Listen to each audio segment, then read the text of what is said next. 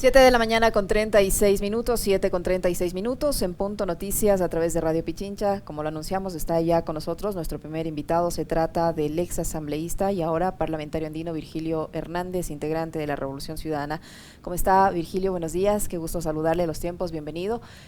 ¿Cómo van a enfrentar ahora como organización política esta nueva amenaza, considerada también por algunos voceros de la Revolución Ciudadana como una evidencia de la persecución política y el lawfare, el hecho de que la Fiscalía haya abierto esta investigación por presunto enriquecimiento privado no justificado, esto por la recolección de fondos vía crowdfunding para la campaña electoral pasada? ¿Cómo está? Buenos días, les saludamos a Alexis Moncayo, quien le habla Licenia Espinel.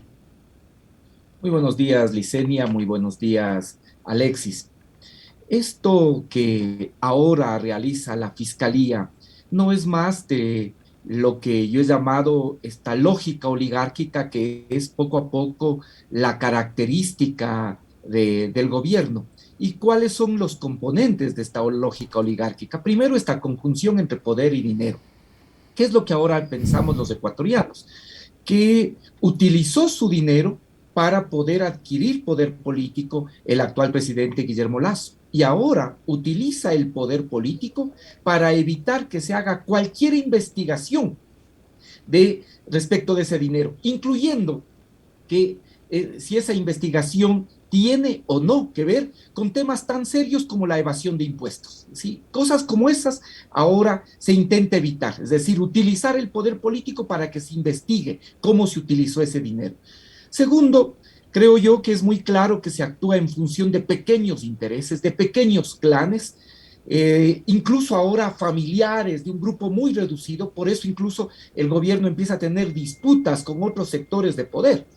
Y el tercer elemento de esta lógica es precisamente la perversión de las institucionalidades, destrozar la institucionalidad del país y volver a colocar a la Contraloría en un organismo que no investigue lo que le corresponde investigar, a la Procuraduría preocupada básicamente de perseguir a opositores y sobre todo la Fiscalía en ese triste papel que ya cumplió en el gobierno de Lenín Moreno. Esto es una barbaridad realmente. ¿Qué es lo que se está haciendo?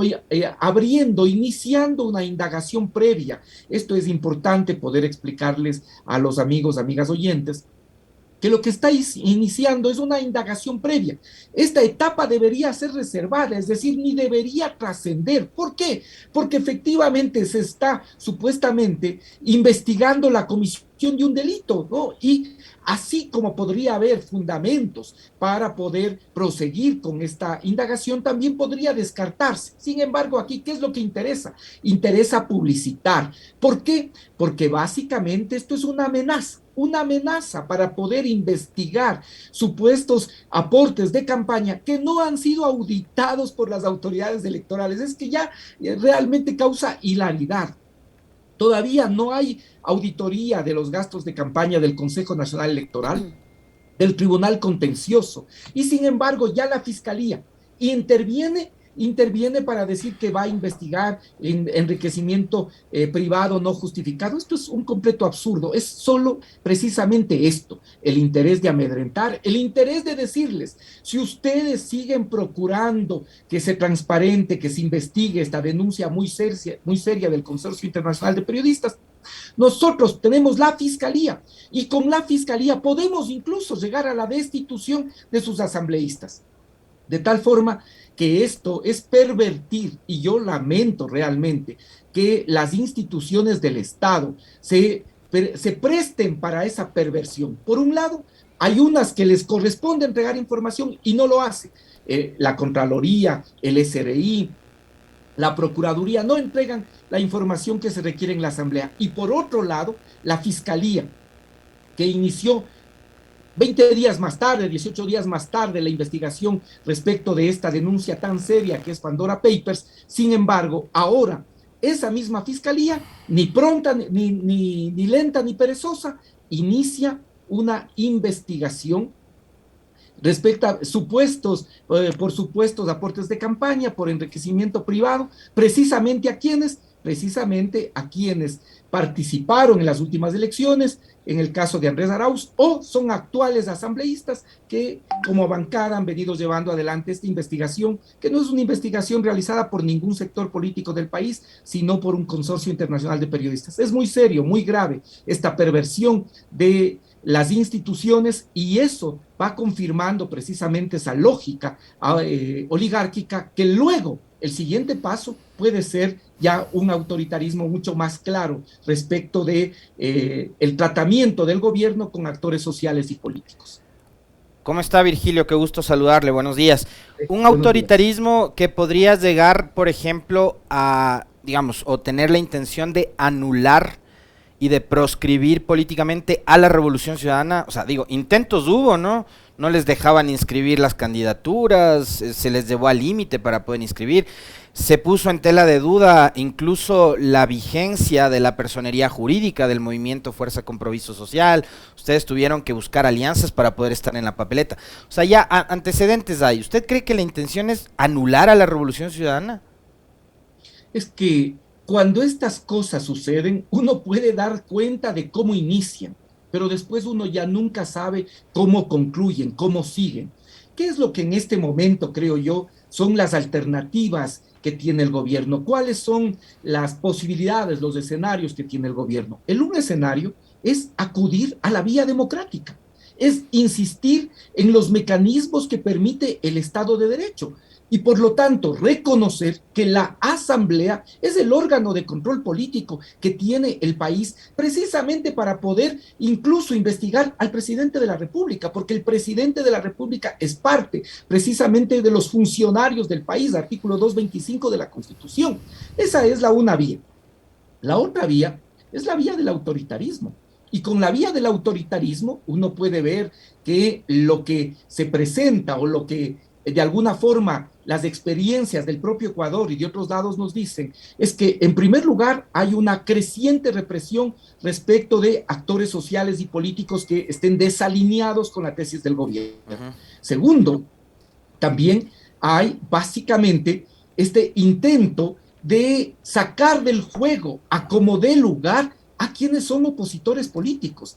Esto es parte de lo que puede venirse, y con ello también la perversión del sistema de justicia, la politización de la justicia, lo que se conoce como el lawfare, y cada día un interés mucho más fuerte por anular a los opositores políticos. Creo que hay y así está actuando el gobierno. Por un lado busca cooptar a sectores, a través de distintos mecanismos busca cooptar a sectores, ¿no? Vemos cómo ha trabajado, por ejemplo, con los sectores de la transportación, vemos las idas y vueltas, las contradicciones también con el propio movimiento indígena, y luego de este intento de cooptación de sectores, a otros, en cambio, los intenta anular.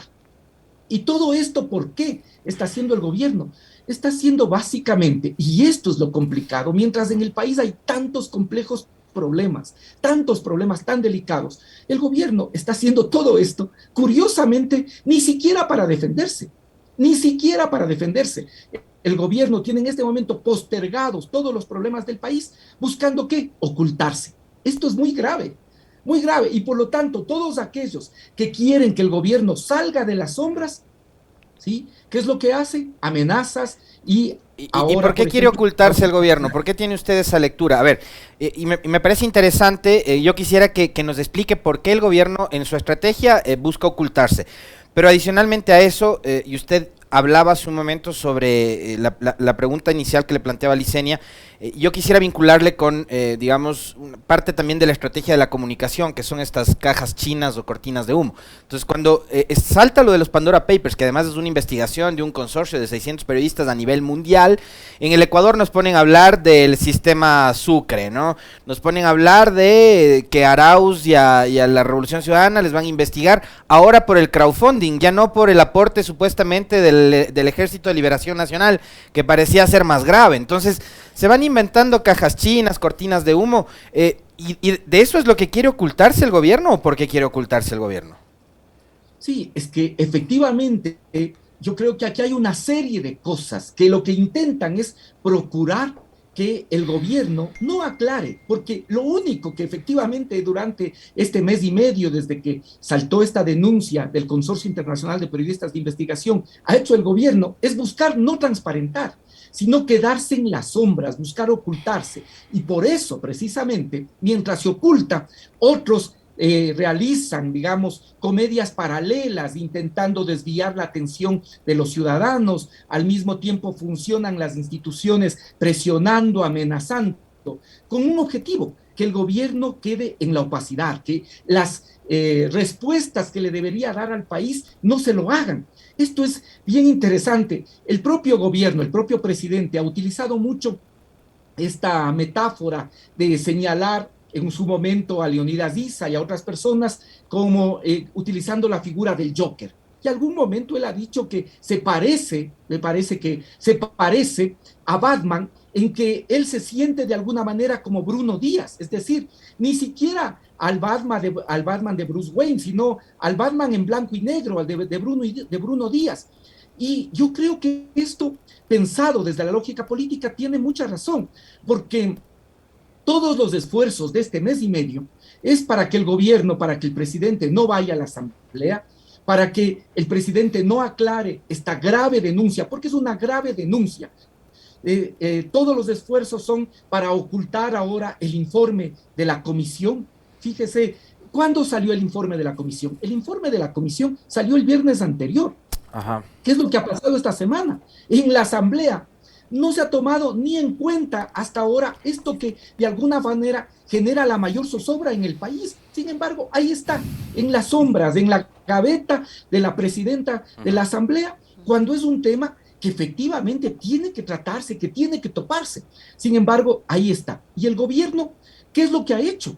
El gobierno ha hecho todo lo posible para que este tema ya no se discuta, buscar cooptar sectores, amenazar sectores, buscar por todos los medios pasar este momento político sin darle respuestas al país. Y ahí queda flotando si se cometió o no evasión de impuestos, si se cometió o no testaferrismo, si se cometió o no perjurio, si se violó, esto yo creo que ya es muy claro, la ley del pacto ético. Todo esto queda efectivamente en las sombras y el gobierno quiere que ahí quede. El gobierno está preocupado no de aclarar lo que tiene que ver con Pandora Papers, sino precisamente de ocultarse, de quedarse en las sombras. Y mientras tanto, hay que poner las luces en otros escenarios para ver si de esa forma pasa desapercibido. Es muy grave realmente lo que está pasando en el gobierno nacional, porque creo yo que la consecuencia de este buscar ocultarse es que tenemos un gobierno ausente, un gobierno que no da tratamiento a los principales y grandes problemas del país. Ahí está la seguridad, ahí está la reactivación económica, lo que pasa en el empleo. Virgilio, ayer el presidente de la República, a través de la SECOM, dio a conocer una carta que había enviado a la Contraloría General del Estado, donde, según esta misiva de la Secretaría de Comunicación, el mandatario habría entregado a la Contraloría una serie de documentos con los que busca deslindar su supuesta vinculación con propiedades en paraísos fiscales. Esto demuestra, digo en primera instancia, que el presidente al menos ya está tratando de responder en este caso, al menos a la Contraloría. No lo ha hecho a la Asamblea, a pesar de ser el primer funcionario público, pero lo está haciendo a la Contraloría con la entrega de esta información.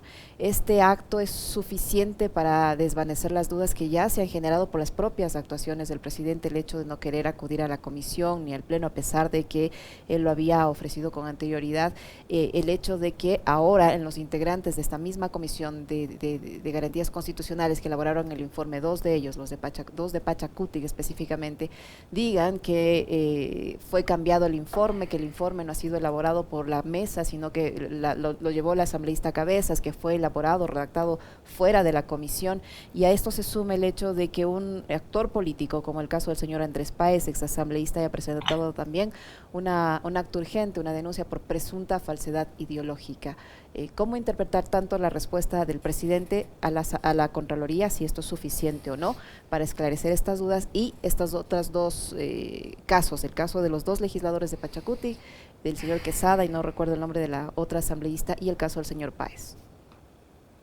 Mire, Licenia, en los pasillos de la Asamblea yo no voy por ahí, pero tengo amigos que me cuentan, se dice que no solo que ahora hay una interacción con la Contraloría, sino que el abogado defensor del presidente Guillermo Lasso es prácticamente quien está redactando el informe de la Contraloría. ¿Y qué es lo que pasa? Que con la debilidad institucional que existe en este momento en la Contraloría, este informe, indudablemente, que genera muchísimas dudas, muchísimas inquietudes. ¿Y qué es lo que pasa? Que aquí se está dejando de lado las instituciones del Estado de Derecho. Porque, ¿cuál es el órgano de control político? El órgano de control político es la Asamblea Nacional. Parte de esta lógica autoritaria que he señalado es que el presidente escoge el escenario en el que él supuestamente quiere establecer y quiere aclarar el tema y las denuncias relacionadas con Pandora Papers. Entonces descalifica por sí y ante sí, descalifica a la Asamblea, dice que no es el órgano competente, dice que no es la comisión competente. Sí estaba dispuesto a ir a la comisión de Fernando Villavicencio, no está dispuesta a ir a la comisión que preside el señor Fernando Cabascango y que por 2 ocasiones le convocó. Esto es absurdo. No puede en el Estado de Derecho, no puede el mandatario escoger cuáles son los escenarios en los que él quiere presentar sus explicaciones ni establecer una supuesta aclaración. Tiene que seguir las reglas legales constitucionales y la ley orgánica de la función legislativa es muy clara. Tienen los funcionarios que están llamados, tienen la obligación de ir a rendir cuentas. Y así lo dijo el propio presidente de la República en la entrevista que hizo con el señor Vera. ¿Qué es lo que dijo? No sé si se puede llamar entrevista, pero en este diálogo que tuvo con el señor Vera, ¿qué es lo que dijo? Que él va a ir a las comisiones que sean necesarias, ¿sí? Sin embargo, no lo ha hecho. No lo ha hecho. ¿Por qué? Porque lo que busca es ocultarse. Y luego, ahí está, ¿no es cierto?, toda esta comparsa que intenta precisamente justificar esa intención del presidente Guillermo Lasso de permanecer en las sombras. Fíjese, ahora casi son héroes, héroe y heroína, quienes reconocen públicamente, por un lado, un legislador que dice que no leyó, que se cambió el informe. Cuando se cambia el informe, ¿sí? Y le digo con la experiencia que pudo haber tenido al haber sido 2 veces legislador y asambleísta constituyente, ¿qué es lo que demuestra? Demuestra que o no leyó el informe, y si ya no se dio el trabajo de leer, que suele suceder, suele pasar, que en muchas ocasiones los legisladores no lean siquiera lo que van a votar, pero si no leyó, tampoco estuvo atento, porque el informe sí tenía que leerse. Por lo tanto, si a uno le están cambiando cosas, uno puede decir, hey, un momentito, esto me están cambiando y no estamos votando por el informe que yo tengo. Esto es absurdo, ¿sí? Y esto, sin embargo, es convertido ahora incluso en la razón para que un mentecato, porque no hay otra expresión para un ex legislador, pueda señalar y decir que hay motivo para que vaya a la fiscalía, haga acto urgente. Pero ¿a quién se le ocurre eso? Sí. Realmente esto ya es una barbaridad. Hay que estar bajo los efectos del alcohol para eso. Sí, o sea, creo que yo no tengo, siempre me cuido de esto porque son sectores finalmente vulnerables que requieren de atención, pero eso no les da autoridad para poder decir cualquier cosa. Imaginemos ya de qué democracia podríamos hablar si la fiscalía va a la asamblea y hace un allanamiento, si la fiscalía, ¿por qué? Sobre todo porque una comisión se lleva adelante un encargo que le dio el propio pleno de la asamblea. Por un pronunciamiento que además es político, Virgilio. Pero a ver, yo ahí quiero polemizar, porque además creo que hay ciertos sectores sociales, civiles, que ya fueron parte de la historia de este país y que están plenamente identificados además con episodios tristes de este país, que han salido a responsabilizar al bloque de UNES y a la Revolución Ciudadana de ser parte de lo que el presidente Lasso también en su momento dijo que era un triunvirato del golpismo, ¿no? Mezcló a Nebot con Correa y con Issa. Hoy vemos que nada tienen que ver los unos con los otros. Yo hablaba hace un momento de que incluso el Partido Social Cristiano ya ha hecho alguna serie de guiños al gobierno del presidente Lasso y empieza nuevamente a acercarse, porque además, digamos, alguna cosa también tendrán ahí, ¿no? Con respecto del tema de las offshore, paraísos fiscales y demás, pero yo volteo a ver a UNES y siendo crítico con este asunto también, digo, a ver, ¿por qué no dejar que el tema de Pandora Papers siga su curso y que Lasso se siga agotando? Porque además el gobierno y el presidente Lasso creo que no necesitan de la ayuda de nadie como para, digamos, ponerse el pie, porque se lo ponen solos. Pero hay gente que ve a UNES como tratando siempre de dar el empujoncito. Y yo quiero que usted, junto a nosotros, doctor Hernández, le escuche a Joyce de Ginata. ¿Qué es lo que ha dicho la señora en un video que ha subido a sus redes sociales, en donde dispara justamente en contra de la Revolución Ciudadana y su accionar político de los últimos días? Por favor, compañeros. Sociedad civil, hoy, noviembre 9, les pido que se despierten. No se dan cuenta que hay un grupo afincado en la Asamblea que quiere destituir al actual presidente de la República, por quienes votamos la mayoría de los ecuatorianos, para cambiar al fin el país. Y resulta que seguimos con el mismo de siempre, que los combustibles, que estoy acá viviendo el pasado, dedicándose al circo, en vez de aprobar las leyes importantes para que este país salga de esa tragedia que los correístas dejaron al país. Esto no puede seguir así. No podemos, como sociedad civil, quedarnos ausentes en las parcelas, porque el pueblo necesita trabajo y reforzar la clase media. Por favor, es hora de que hablemos a la gente para que se entere que nos quieren destruir, que quieren tomarse el país con el narcotráfico y tantas otras cosas negativas, cuando este es un país totalmente rico, con gente que tiene un espíritu emprendedor, y que hay un grupo pequeño que nos asaltaron hace 14 años y lo que quieren hacer es seguir en la misma rutina. Despiértense, por favor, salgamos. Habló de asalto, habló de narcotráfico, y la señora, le pregunto al doctor Hernández, la señora Joyce de Ginata, ¿habla en nombre del pueblo ecuatoriano, de las clases medias? ¿Cómo interpreta usted este mensaje? Imagínese el punto en el que hemos llegado, que la señora Joyce de Ginata tenga que hablarnos del futuro del país. Ya son cosas solo que pueden verse ahora con lo que estamos viviendo y todas las repercusiones que tiene este intento permanente del presidente Guillermo Lasso por permanecer en las sombras. Fíjese aquí una cosa, Alexis. Aquí hay una lógica absolutamente perversa, y esta lógica perversa es auspiciada por los grandes medios. Lo mismo sucedió en el gobierno anterior, lo mismo sucedió en el 2019, cuando nosotros, precisamente porque existían todas las condiciones en octubre del 2019 que señala el artículo 130 de la Constitución, hablamos de muerte cruzada, ¿sí? En ese momento, juicio por rebelión, proceso que aún continúa. Luego, cuando había dificultad porque no cumplía con lo que señala la Constitución respecto del presupuesto, los ministros del propio Lenín Moreno hablaban de muerte cruzada, no pasaba nada.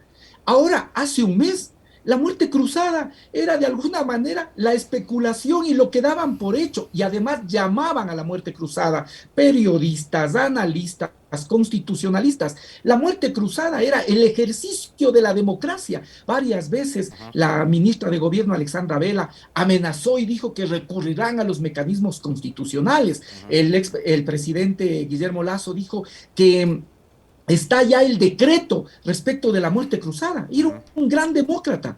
Ahora que una comisión, porque esto es lo que se olvidan, no es que aquí un sector político, un bloque político, la comisión de la Asamblea, con las 2/3 partes de los votos, 6 de 9, 2/3 partes de los votos. Una comisión dice que esta condición precisamente de opacidad, de ocultarse, de no transparentar del presidente Guillermo Lasso, genera condiciones para la aplicación del artículo 130, en numeral 2, entonces ahí sí hay desestabilización y se olvidan de que es una comisión integrada por 9 personas, que 6 de los 9 votaron precisamente por ese informe.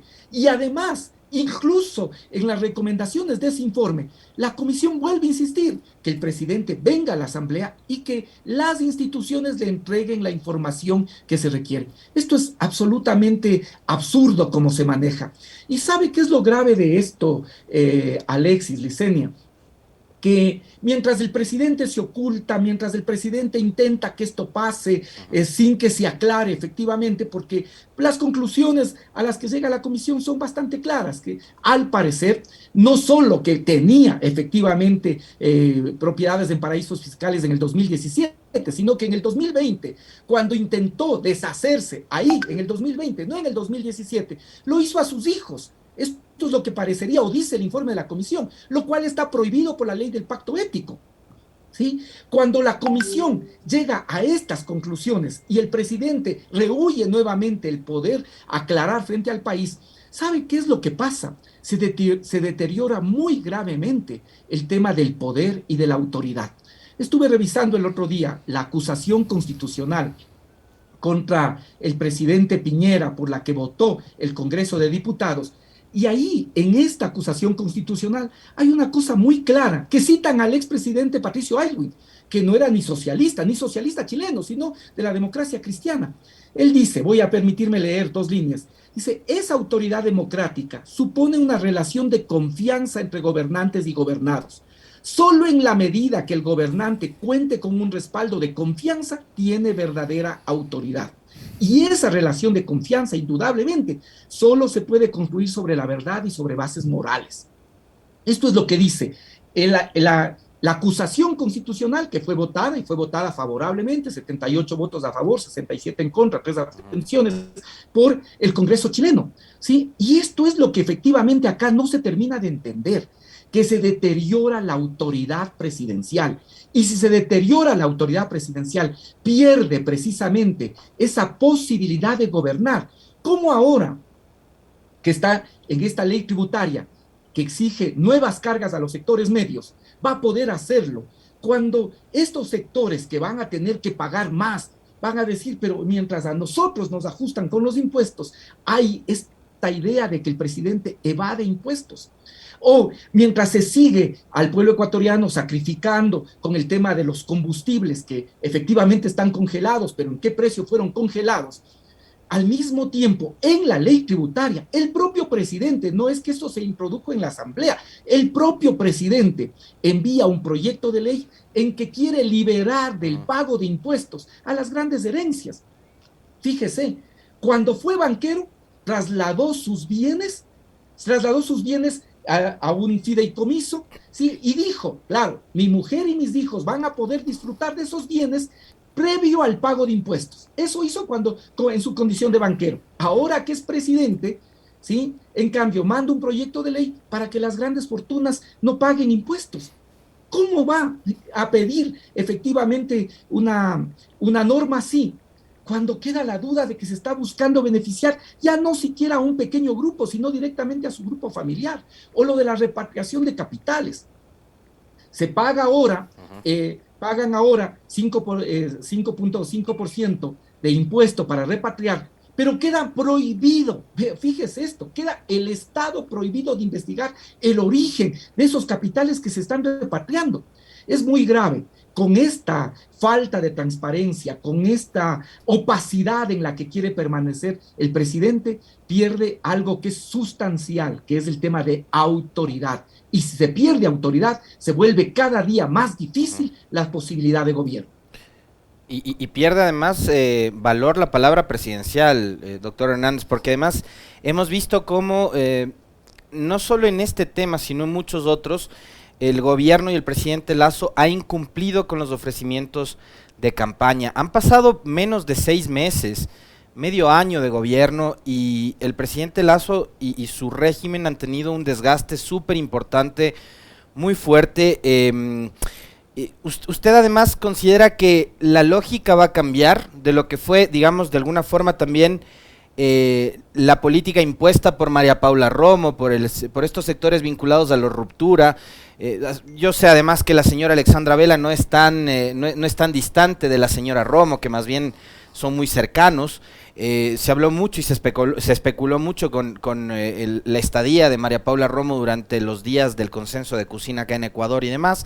Pero ¿usted cree que, sobre todo en este asunto de la judicialización de la política y el lawfare, la cuestión con Lasso en el poder pueda agravarse o va a cambiar? Porque él, cuando asume el poder, hay un discurso del 12 de abril en donde él dice: yo vengo por el Ecuador del encuentro, yo no vengo con una lista de perseguidos.